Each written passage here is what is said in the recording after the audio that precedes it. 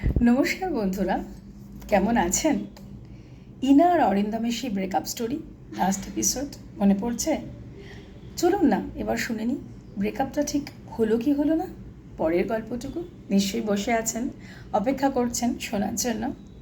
চলুন শুনে নিই। 7-8টা দিন কেটে গিয়েছিল ওদের সেই ভুল বোঝাবুঝি আর ঝগড়ার পর। এই 7 দিনে অরিন্দম আর ইনার মধ্যে কোনো কথাই হয়নি। তাই ইনার মনের জমে থাকা অভিমান ক্রমশ বেড়ে বেড়ে ফুলে ফেপে অনেক বিরাট আকার গ্রহণ করেছিল। যাই হোক, 7 দিন পর আজ কোচিন। ইনা আজ অনেক কিছু ভেবে কোচিনে যাচ্ছে। ইনা ভেবেছে কিছু একটা বলতে হবে এবং আজকেই আমি এটা শেষ করে দেব। সে যাই হোক, কোচিনে পৌঁছে দেখতে পেল কোচিন ঘরের সামনে অরিন্দমের জুতো রাখা আছে। তার মানে ও আগে থেকে এসে গেছে।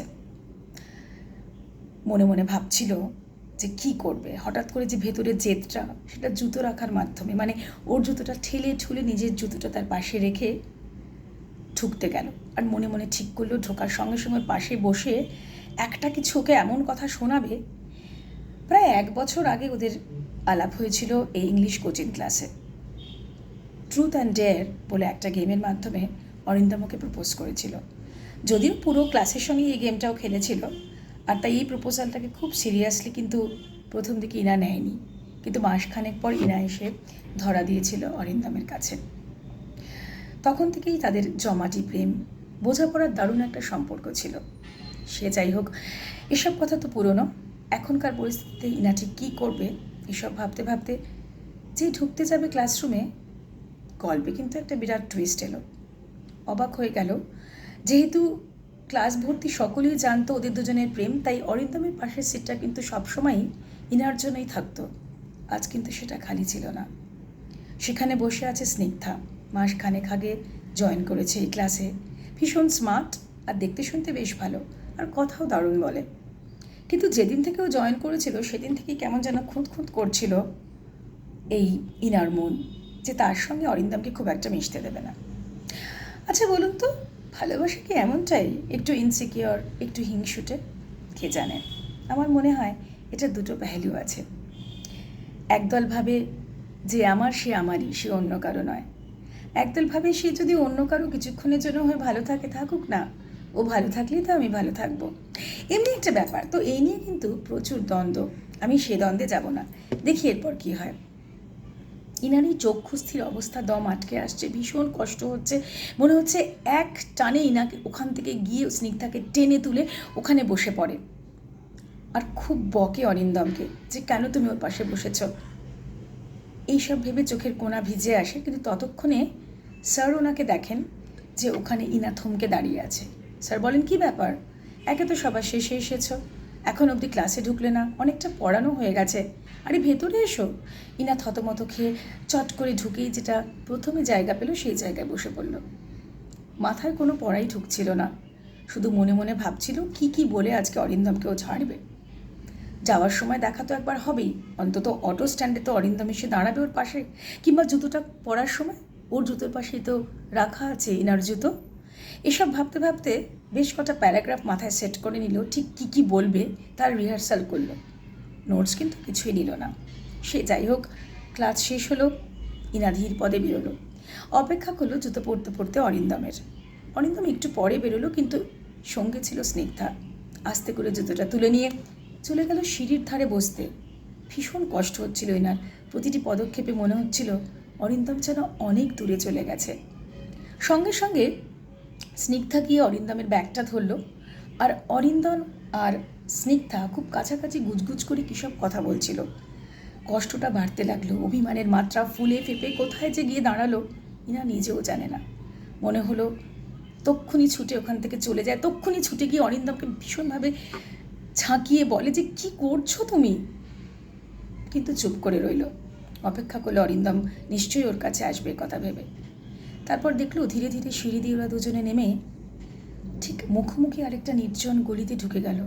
এটা তো সেই গলি যেখানে আলো আধারিতে বহুবার অরিন্দম আর ইনা ঘুরে বেরিয়েছে। কত সময় অরিন্দম কাছে টেনে নিয়েছে ইনাকে, কত ইন্টিমেট মোমেন্টসের স্মৃতি। কী করে ওই গলিতে অন্য মেয়ের সঙ্গে চলে গেল অরিন্দম? চোখ দিয়ে টপ টপ করে জল পড়ছিল। কোনো রকমে নিজেকে সামলে যেন কেমন মন্ত্রমুগ্ধের মতোই ওদের পেছন পেছনে যেতে শুরু করলো। তারপর খানিক দূর যাওয়ার পর মনে হলো একটা পকেট থেকে কিছু বার করে অরিন্দম ওর হাতে কিছু দিল, আর ও যেন কিছু দিল। তারপর মনে হলো অরিন্দম কি ওর হাতটা ধরলো, ওরা কি খুব ক্লোজ হয়ে গেল। আর পারছিল না, হন হন করে গিয়ে মনে হচ্ছিল এক টান মেরে হাতটা ধরে, আর ঠিক তাই করলো। কি এক টান মেরে স্নিগ্ধাকে বলল, কি করছিস তুই, তোর এত সাহস, তুই অরিন্দমের সঙ্গে কোথায় যাচ্ছিস, এই গলিতে তুই কি করে ঢুকলি, কেন আসলি, এখানে তো আমরা হাঁটি। এত কথা একসঙ্গে একদমে বলার সঙ্গে সঙ্গে ভীষণ ভ্যাবাচাকা খাওয়ার মতো একটা মুখ করে স্নিগ্ধা উত্তর দিল, মানে ওর ইউ মিন, আমি কিছুই বুঝতে পারছি না, তুই কি বলছিস।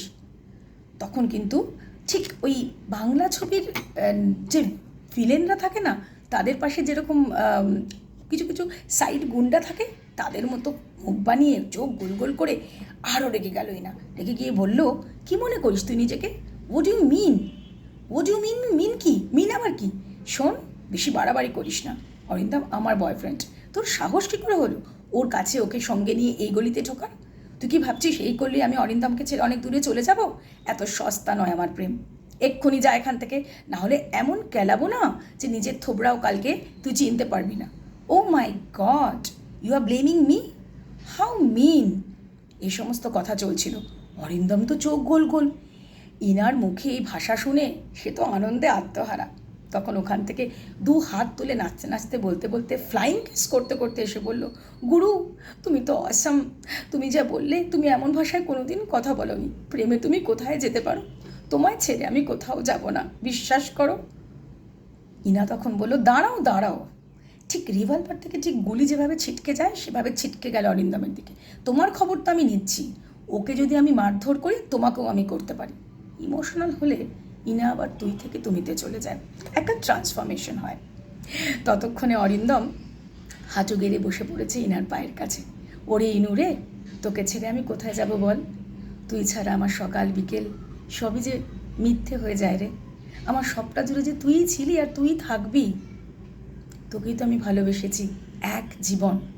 কথাগুলো শুনতে শুনতে চোখ থেকে ঝরঝর করে জল পড়ছিল।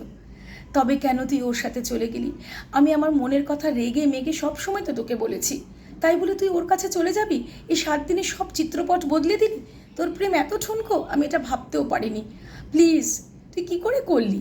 আরে থাম ইনু থাম। ততক্ষণে হাঁটু গেড়ে বসে ইনুর হাত দুটো হাতের মধ্যে নিয়ে নিয়েছে। ইনু ওর কোলের ওপর উঠে ওকে চড় থাপড় ঘুষি মারতে মারতে বলছে, না তুই এটা খুব অন্যায় করেছিস, তুই আমাকে খুব দুঃখ দিয়েছিস, 7 দিনে একটা কল করিসনি, অন্য মেয়ের সঙ্গে ঘুরে বেড়াচ্ছিস, কি করে পারলি তুই, কি করে পারলি।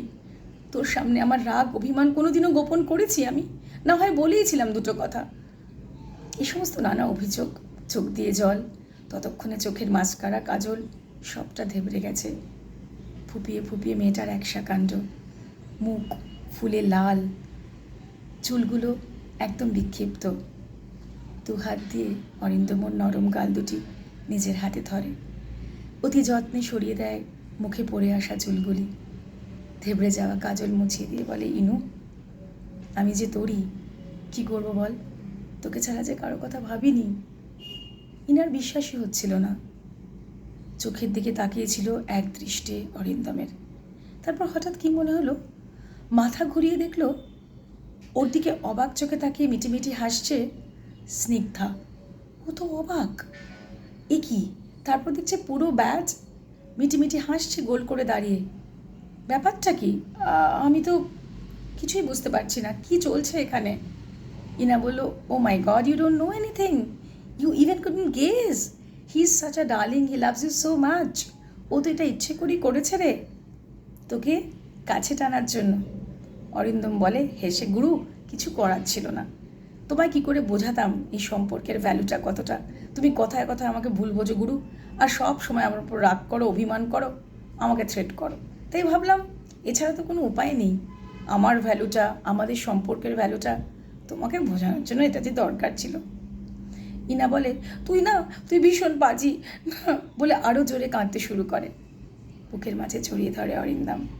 আর সেই সময় আমাদের এই গল্পের যারা পার্শ্ব চরিত্র, মানে ওই কোচিনের অন্যান্য বন্ধুবান্ধবরা, তারা গলির মুখে গিয়ে সাইড করে ওদের একটা প্রাইভেট মোমেন্টের ব্যবস্থা করে দেয়। সেই সময় ওরা একে অপরকে হারিয়ে ফেলে, দুজনে একাত্ম হয়ে যায়। কেমন লাগলো? ছবিটা বুঝতে পারলেন? ওরা কিন্তু একাত্ম হয়ে গেল, ওদের ব্রেকআপটা আর হলো না, 11তম ব্রেকআপও ক্যান্সেল হয়ে গেল। আপনার জীবনে এরকম ঘটনা আছে কি? জানাতে কিন্তু ভুলবেন না। আর যদি আমার উপস্থাপনা এবং এই গল্পটি ভালো লেগে থাকে তাহলে কিন্তু আমার এই চ্যানেলটিকে অবশ্যই সাবস্ক্রাইব করবেন এবং লাইক ও শেয়ার করতে একদম ভুলবেন না। আমি আবার ফিরব জীবনের এমনই কোনো গল্প নিয়ে যা আপনাদের ছুঁয়ে যাবে বলে আমার বিশ্বাস। Bye, stay tuned, stay happy, stay in love.